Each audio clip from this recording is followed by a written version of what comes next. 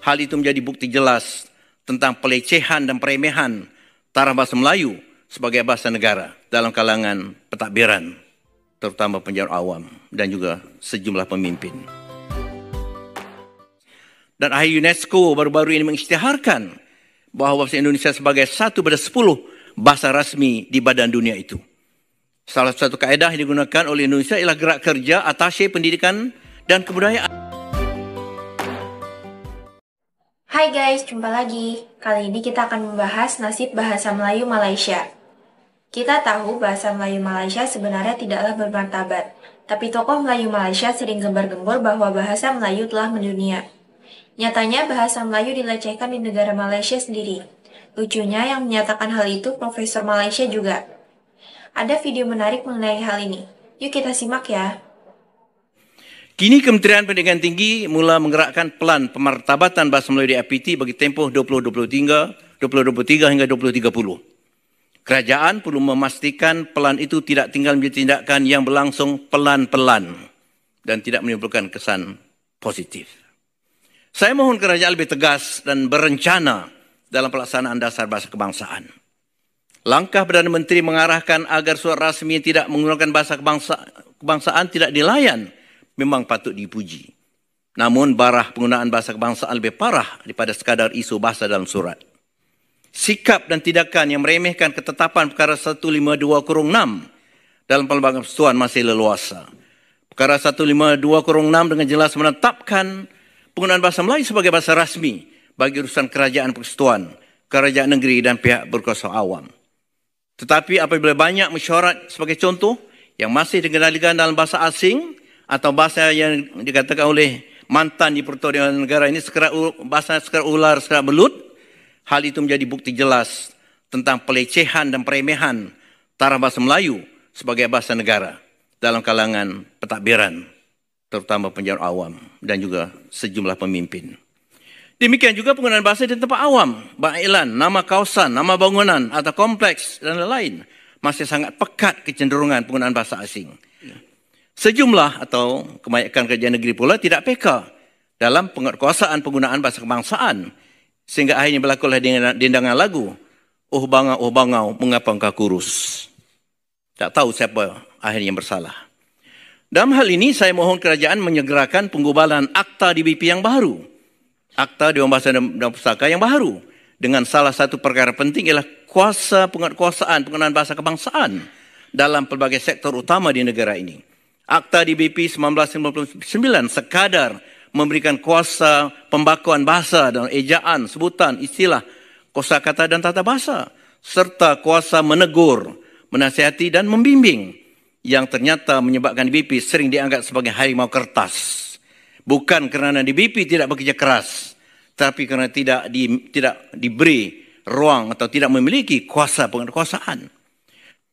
Penegasan pada bahasa kebangsaan tidak berarti kita perlu menutup mata kepada keperluan mempelajari dan menguasai bahasa asing yang dapat menjadi nilai tambah pada penggunaan negara. Dan saya menyokong penuh pernyataan secara tekal oleh Yang Berhormat Perdana Menteri tentang keperluan untuk warga negara Malaysia menguasai pertamanya bahasa negaranya. Yang kedua bahasa asing bermula dengan bahasa Inggeris dan beberapa bahasa asing lain yang sudah pun diperkenalkan di peringkat sekolah, khusus sekolah bahasa penuh, bahasa Perancis, bahasa Jerman, Arab, Mandarin dan sebagainya. Tohmahan bahawa para pejuang bahasa itu dogmatik, fanatik, ekstrim dan lain-lain hanya fitnah belaka. Kerana semua pejuang bahasa kebangsaan turut menguasai bahasa asing.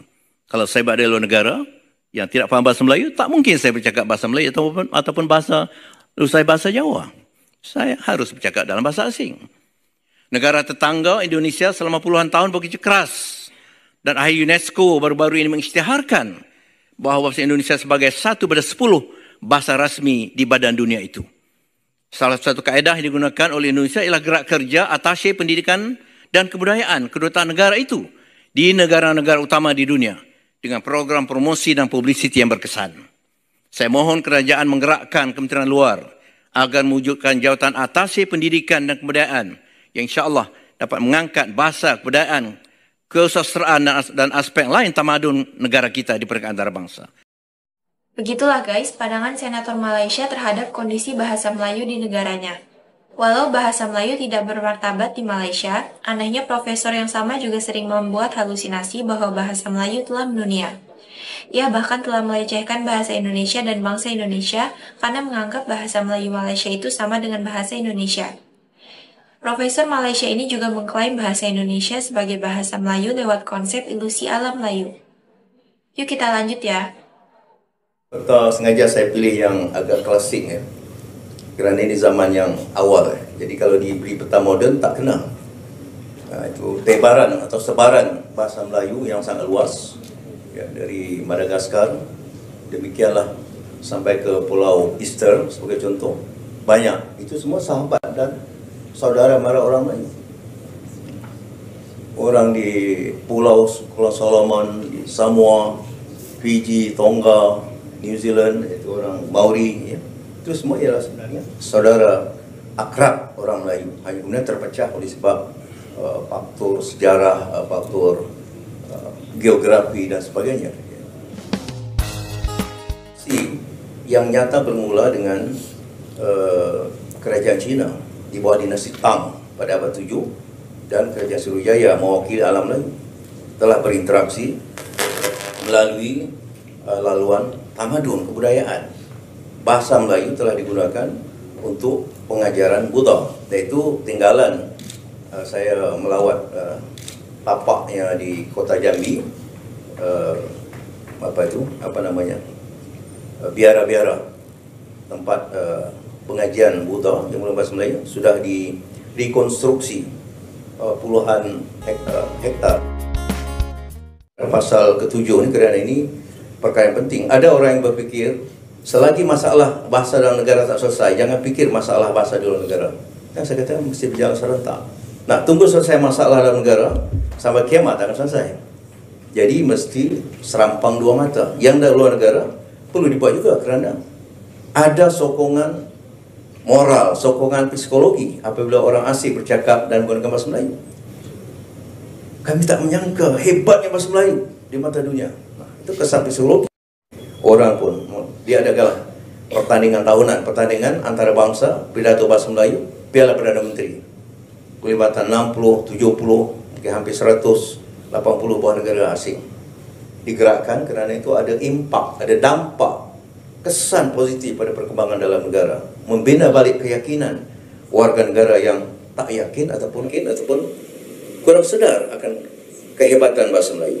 Di seluruh dunia telah dihitung waktu itu lebih kurang 120 institusi pengajian tinggi, pendidikan yang memberikan perhatian sama ada khusus postgraduate atau pasca siswaza, pokoknya ada 100 lebih perhatian pada pengajian Melayu Indonesia. Kita masuk Indonesia kan? Melayu, Malaysia, Indonesia itu tidak berpisah. Itu dalam alam Melayu atau dunia Melayu. Ada 100 lebih perhatian pada pengajian Melayu Indonesia. Kita masuk Indonesia kan? 100 lebih perhatian pada pengajian Melayu Indonesia. Kita masuk Indonesia kan? Melayu, Malaysia, Indonesia itu tidak berpisah. Itu dalam alam Melayu atau dalam alam Melayu atau Begitulah cara Profesor Malaysia menghibur diri agar Melayu Malaysia terlihat hebat. Hal itu terjadi karena dongeng alam Melayu memang digemari oleh Melayu Malaysia, bahkan diajarkan di sekolah sampai saat ini. Terima kasih sudah menonton sajian kami, sampai jumpa lagi.